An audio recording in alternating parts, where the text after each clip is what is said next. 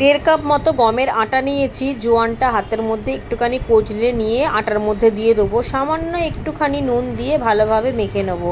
এর মধ্যে কোনো কিছুই দেবো না, ভালোভাবে নরম করে মেখে নিয়েছি। এবার গোল গোল করে বেলে নেবো। তাওয়াতে প্লেন সেঁকবো, রুটি করছি, কোনো পরোটা ফরোটা না। ভালোভাবে সেঁকে নেওয়ার পর ঘি দিয়ে দেবো।